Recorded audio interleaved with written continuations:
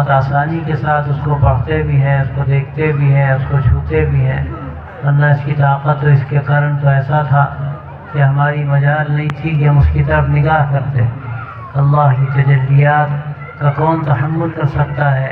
حضرت موسیٰ علیہ السلام نے کہا تھا کہ اللہ مجھے دکھا دے، اللہ نے کہا کہ تمہارے بس میں نہیں ہے، لیکن جو ایک تجلی کی پہاڑ پر تو آتا ہے قرآن مجید میں کہ خر موسیٰ صاعقا، جیسے موسیٰ بے ہوش ہو کر گر گئے، پہاڑ بھی جل گیا۔ لیکن اللہ نے اپنے کلام پاک کو جو حقیقت میں دیکھیے تو اس کی تجلیات کا ایک مظہر ہے، اور اپنے آخری نبی حضرت محمد رسول اللہ صلی اللہ علیہ وسلم پر اس نے کلام اتارا ہے، اور آپ کے ذریعے سے امت کے لیے اس کو آسان فرمایا۔ تو کیسی نعمت ہے کہ ہم اس کو پڑھتے ہیں، اس کو یاد کرتے ہیں، اس کو چھوتے ہیں، اپنی آنکھوں سے دیکھتے ہیں۔ اس پر آدمی کتنا اللہ کا شکر ادا کرے۔ یہ کتاب ہدایت ہے، ہدی للمتقین فرمایا گیا، اس میں کوئی ادنا گنجائش نہیں ہے شک و شبے کی، شک کا اس میں کوئی گزر نہیں، اس لیے کہ اللہ کا کلام، بندے کا کلام ہو تو کوئی شبہ کرے، لیکن اللہ کا کلام اس میں کون شبہ کر سکتا ہے؟ اور پھر کس پر اترا؟ اپنے آخری نبی جو سید المرسلین خاتم النبیین صادق و مصدوق ہیں، اللہ نے ان پر ہی کلام اتارا اور ان کے ذریعے سے ہم تک پہنچایا۔ یہ بڑی نورانی مجلس ہے، اس میں اتنے بچوں نے قرآن مجید کو یاد کیا۔ یہ قرآن مجید کے حقوق میں سے ہے کہ قرآن مجید کو یاد کیا جائے۔ اس کا سب سے پہلا حق یہ ہے کہ آدمی اس کو اللہ کا کلام سمجھے، یہ ایمان ہو، اس کا ایک ایک حرف، ایک ایک نقطہ اللہ کی طرف سے اتارا گیا جو ہم تک پہنچا۔ پھر اس کی عظمت ہو کہ اس سے بڑی دنیا میں کون سی چیز ہے؟ اللہ کا کلام، اللہ کے نبی کا کلام، اس کے آگے کچھ نہیں۔ یا ایھا الذین آمنوا لا تقدموا بین یدی اللہ ورسولہ واتقوا اللہ، اے ایمان والو اللہ اس کے رسول سے آگے مت بڑھو، دیکھو اللہ سے ڈرتے رہو۔ اللہ کا کلام آ گیا، اللہ کے نبی کی بات بتا دی گئی، اب اس کے بعد تمہاری کیا رائے ہے؟ اس کے بعد تمہاری کیا سوچ ہے؟ تمہارا کون سا کلام ہے؟ تمہاری اپنی کیا فکر ہے؟ اب سب جو کچھ بھی ہے اللہ کے کلام کے آگے کوئی حقیقت نہیں رکھتی وہ چیز، اللہ کے نبی کے کلام کے آگے کوئی چیز کوئی حقیقت نہیں رکھتی۔ اب تو اسی پر چلنا ہے، اس پر زندگی بسر کرنی۔ یہ کتاب ہدایت ہے، اور یہ مبارک مجلس جس میں قرآن مجید کو یاد کیا گیا، ماشاءاللہ یہ اللہ ایک حق تھا جو ادا ہوا۔ اب اس کے ساتھ اس کو سمجھنا، اس کا فہم پیدا ہو، عربی زبان سیکھے آدمی، اس لیے کہ جب آدمی جانے گا نہیں کہ اس میں کیا ہے تو کیسے اس راستے پر چلے گا۔ یہ بھی ضروری ہے کہ کلام پاک کو سمجھنے کے لیے ہم عربی زبان سیکھیں، اور جو خاص طور سے بچے جنہوں نے حفظ کیا یہ طے کریں کہ انشاءاللہ ان کو عالم بننا ہے، اور پھر جو عربی زبان نہیں جانتے، جو معتمد ترجمے ہیں قرآن مجید کے ان کو پڑھیں تاکہ معلوم ہو قرآن ہم سے کیا کہتا ہے، اور پھر اس کے ساتھ عمل کرنا جو اصل مقصد ہے ہمارا۔ قرآن مجید اسی لیے اترا کہ ہم اس کے مطابق اپنی زندگی کو ڈھالیں، ہمارے عقائد، ہماری عبادتیں، ہماری سماجی زندگی، ہماری معاشرت، یہ سب قرآن کے سائے میں ہو، اور قرآن کی جو تفسیر ہمیں حدیثوں میں ملتی ہے، سیرت میں ملتی ہے، سنت میں ملتی ہے، اس کی ترتیب ہماری زندگی میں نظر آئے، یہ اصل مقصد ہے۔ اور پھر اس کا پیغام دنیا میں پھیلانا، عام کرنا، یہ قرآن مجید کے حقوق ہیں۔ اور جو حدیث میں فرمایا آپ صلی اللہ علیہ وسلم نے خیرکم من تعلم القرآن وعلمہ، کہ تم میں سب سے بہتر ہے جو قرآن مجید کو سیکھے اور قرآن مجید کو سکھائے۔ تو یہ اللہ نے جو ہمیں قرآن مجید کتاب ہدایت کی شکل میں دیا ہے، اس سے کون فائدہ اٹھاتا ہے؟ اللہ ہی فرماتا ہے ھدی للمتقین، جن کو اللہ نے اپنا ڈر دیا، اللہ کا لحاظ ہے جن کو، وہ اس سے فائدہ اٹھاتے ہیں، اور جن کو اللہ کا ڈر نہیں وہ جو چاہتے ہیں کرتے ہیں، جیسی چاہتے ہیں زندگی گزارتے ہیں، ان کو خیال ہی نہیں ہوتا کہ ہمیں مرنا ہے، اللہ کے سامنے جانا ہے، جو کر کے جائیں گے اس کا حساب دینا ہے۔ ہم روز جنازہ پڑھتے ہیں، ہمیں خیال نہیں ہوتا کہ یہ جنازہ کس کا ہم پڑھنا ہے۔ حضرت شاہ یعقوب صاحب کہتے تھے کہ آدمی جنازہ پڑھتا ہے سوچے کہ کسی اور کا جنازہ نہیں، ہمارا جنازہ ہے، کر ہم اسی جگہ پر ہوں گے، اور اس کے بعد کیا ہوگا کہ اس زندگی میں کر کے جا رہے ہیں اس کا حساب دینا پڑے گا۔ اچھے کام ہیں ماشاءاللہ کیا کہنے، اور برے کام ہے تو کیا جواب دیں گے اللہ کے سامنے۔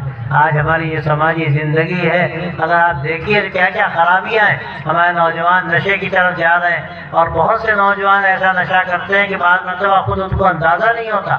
اور یہ چیز خطرناک بات ہے کہ زندگی بربادی کی طرف چلی جاتی، نہ گھر کے رہتے ہیں نہ گھاٹ کے رہتے ہیں. تو یہ برائیاں ہیں. اس سے پہلے ہمارے ساتھیوں نے، ہمارے دوستوں نے جو باتیں کہیں، بڑی مفید باتیں آپ کے سامنے آ چکی ہیں. میں یہی عرض کرنا چاہتا ہوں کہ اس قرآنی مجلس میں ہم طے کر کے جائیں کہ ہماری زندگی انشاءاللہ قرآنی زندگی ہوگی. ہم قرآن مجید سے تعلق کو استوار کریں گے، اس سے کنیکشن اپنا جوڑیں گے. دیکھیے یہ جو لائٹ آتی ہے، جو تار آتا ہے آپ کے گھر کی طرف، آپ نے گھر میں ساری وائرنگ کرا لی ہے اور بہت شاندار بلب لگا لیے، اے سی بھی لگا لیا، سب کر لیا، لیکن اگر آپ نے کنیکشن نہیں کیا تو فیل ہے. اور کنیکشن کر لیجئے، بلب بھی کام دیں گے، اے سی بھی کام دے گا، ہیٹر بھی کام دے گے، سب کام دیں گے. یہ قرآن مجید سے ہمارا کنیکشن کٹ گیا ہے. اس کا نتیجہ یہ ہے کہ ہماری زندگی بے نور ہے، ہماری زندگی میں کوئی رنگ نہیں، ہماری زندگی میں کوئی جان نہیں، کوئی ایمانی طاقت ہم کو نظر نہیں آتی اپنی زندگی میں. صرف اس کا سبب یہ ہے کہ قرآن مجید سے ہمارا جو کنیکشن ہونا چاہیے وہ کنیکشن کٹ گیا. ہم طے کر کے جائیں یہاں سے کہ ہم قرآن مجید سے اپنا رشتہ استوار کریں گے، اپنا کنیکشن جوڑیں گے. ہم جو کریں گے قرآن کی روشنی میں کریں گے، ہم جو کریں گے سیرت طیبہ کی روشنی میں کریں گے. اگر انشاءاللہ آپ نے یہ طے کیا تو آپ کا آنا بڑا مبارک ہوگا. آپ ایک تحفہ لے کر جائیں گے، آدھی وقت لگائے، گھنٹوں بیٹھے، باتیں سنیں، اور بس کام و دہن کی لذت ملے اور چلا جائے. ماشاءاللہ بڑا مزہ آیا. کیا مزہ آیا؟ آپ کو ملا کیا؟ اگر آپ کچھ لے کر نہیں گئے تو واقعہ یہ ہے کہ آپ نے اپنا وقت ضائع کیا، آپ کو بڑا فائدہ نہیں ہوا. ٹھیک ہے، دین کی باتیں سننا بھی عبادت ہے، لیکن اگر ان باتوں پر عمل نہ کیا جائے تو اس کا ڈر ہے کہ کل یہ باتیں ہمارے خلاف حجت نہ ہو، کل قیامت میں اللہ کیا پکڑ نہ ہو کہ تم سے کہا گیا ہے رشوت نہ لینا، تم رشوت دیتے ہو. قرآن مجید کہتا ہے لعنت اللہ علی الکاذبین، کہ جھوٹوں پر خدا کی لعنت ہو، اور تم اس کے بعد بھی جھوٹ بولتے ہو. تم کو تقریر میں بتایا گیا کہ امانت داری ہونی چاہیے، بے ایمانی نہیں ہونی چاہیے، اور پھر بے وفائی نہیں ہونی چاہیے، آدمی بدعہدی نہ کرے. اور حدیث میں جب یہ کہہ دیا گیا کہ ایمان نہیں رہتا، اس کے بغیر اسلام نہیں رہتا، تو اس کے بعد بھی بدعہدی ہو، اور اس کے بعد بھی امانت داری مزاج میں نہ رہے اور برائیاں ہو، تو بھائیو یہ باتیں جو آپ کے سامنے آج کہی جا رہی ہیں، کل قیامت میں پوچھا جائے گا تم سے سب کچھ کہا گیا، اس کے بعد تمہاری زندگی آخر کون سی تھی، کس طرح سے زندگی تم نے گزاری. تو اس لیے آپ یہ طے کر کے جائیے، اور ہم بھی یہ طے کر کے جائیں کہ ہم میں کوتاہیاں ہیں، اور کس میں کوتاہی نہیں، اللہ کے بندے ہیں. اور یہ انسان جس کو اللہ نے بھیجا، پہلی بھی غلطیاں ہوئی ہیں اور آج بھی ہم سے غلطیاں ہوتی ہیں، اور آج کے ماحول میں غلطیوں کا احتمال زیادہ ہے، ہم سے غلطیاں اب زیادہ ہو رہی ہیں، اور یہ چیز بڑے خطرے کی ہے. اگر اس میں اور تجاوز ہوا تو اس کا ڈر ہے کہ کہیں اللہ کی طرف سے کوئی مصیبت نہ آ جائے. اور یہ قرآن مجید میں کہا گیا ہے وَلَنُذِيقَنَّهُم مِّنَ الْعَذَابِ الْأَدْنَىٰ دُونَ الْعَذَابِ الْأَكْبَرِ لَعَلَّهُمْ يَرْجِعُونَ، کہ ہم دنیا کی مصیبتوں میں، آزمائشوں میں ڈالتے ہیں آخرت کے اس بڑے عذاب سے پہلے، تاکہ ہم اللہ کی بارگاہ میں رجوع کریں. ہم سے غلطیاں ہوئی ہیں، معافی مانگیں، توبہ کریں، یا اللہ ہم سے غلطی ہو گئی، ہم کو معاف کر دے. نمازوں کا اہتمام نہیں تھا، ہم طے کر کے جائیں گے انشاءاللہ نمازوں کا اہتمام کریں گے، جماعت کا اہتمام کریں گے. تو یہ ماشاءاللہ رمضان کا مبارک مہینہ قریب آ رہا ہے، ہم طے کریں کہ ہم پہلے سے تیاری کریں گے. اگر ہم نے کسی کا حق ادا نہیں کیا اور ہمارے ذمے رہ گیا، پھر رمضان آیا تو ہم سے ناراض ہوگا. اور کیسی آخری درجے کی محرومی ہے کہ پھر رمضان ہم سے ناراض چلا جائے. تو اللہ کے نبی صلی اللہ علیہ وسلم نے ایسے شخص کو ہلاکت کی بد دعا دی ہے، اس سے بڑھ کر اور کیا ہوگا. تو ہم طے کریں کہ رمضان آئے تو ہمیں دیکھ کر خوش ہو جائے. کیسے خوش ہوگا؟ ہم دل کو آراستہ کریں، اپنے دماغ کو آراستہ کریں، اعمال سے اپنے آپ کو آراستہ کریں. کسی کا حق اگر ہم نے ادا نہیں کیا ہم حق ادا کریں. جیسے بات آئی اگر وراثت میں ہم نے کوئی حق نہیں دیا، کسی کا ذمہ تھا ہمارے، ہم طے کریں کہ ہم رمضان سے پہلے انشاءاللہ حق ادا کر دیں گے. اسی طرح ہم یہ طے کریں کہ رمضان آئے گا تو ہم سے خوش ہوگا، ہم روزوں کا اہتمام کریں گے، تراویح کا اہتمام کریں گے، تلاوت کا اہتمام کریں گے، درود شریف، استغفار، اور جو بہت سارے نیک کام ہیں. دوسروں کے ساتھ غمگساری کرنا، جس کو شہر المواسات کہا گیا، کہ جو غمگساری کا مہینہ ہے، یہ کام رمضان کے ہیں، اور یہ پہلے سے اگر ہم تیار تیاری کریں گے تو رمضان آئے گا ہمیں دیکھ کر خوش ہوگا، تو پہلے ہی مرحلے سے اللہ کی رحمتیں انشاءاللہ مہ کی طرح ہم پر برسیں گی۔ اور اگر محروم رہے، رمضان آیا، توفیق مل گئی تھوڑی بہت، تو ایک عشرہ گزرنے کے بعد ہماری مغفرت کا سامان ہو پائے گا، اور اگر توفیق نہ ملی، دیر لگی، تو 2 عشرے گزر جائیں گے، تو ہو سکتا ہے اللہ ہمارے لیے جہنم سے نجات کا سامان فرما دے، اور اللہ ہماری اور آپ کی سب کی حفاظت کرے۔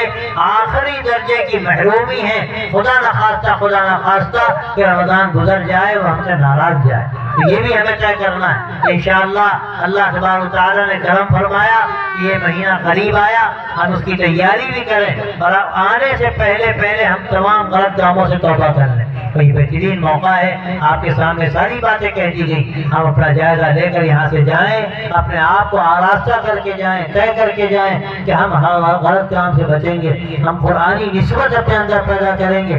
جب آپ قرآن سے کنیکشن جوڑیں گے، آپ کی زندگی میں نور پیدا ہوگا، اور آپ کی زندگی سے لوگوں کو ایک نئی زندگی ملے گی، نیا حوصلہ ملے گا، اور لوگوں کو آپ کی زندگی سے ہدایت کا سامان ملے گا۔ اور اگر خدا نہ خواستہ آپ نے یہ ارادہ نہ کیا تو یہ خطرے کی بات۔ بس میں لمبی بات کہنا نہیں چاہتا، آپ نے بہت باتیں سن لی، اور میں تو سمجھتا ہوں کہ چند باتیں کافی ہوتی ہیں، اصل یہ ہے کہ ہمارے اندر عمل کا جذبہ ہو۔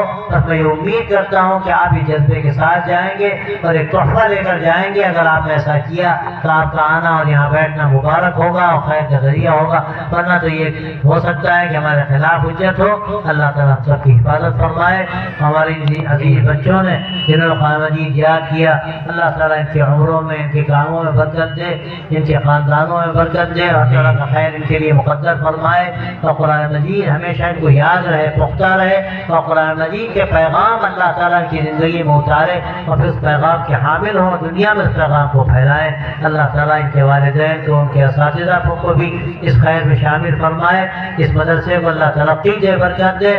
میں خاص طور سے حافظ نعمت اللہ صاحب کو مبارکباد دیتا ہوں، جن کو اللہ نے اتنی بڑی توفیق دی، معذوری کے باوجود یہ مدرسہ الحمدللہ جہاں تک پہنچا ہے، اتنی ترقی کی۔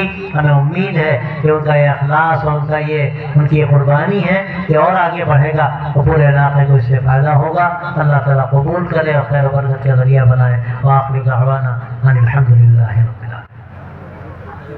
اللهم صل على سيدنا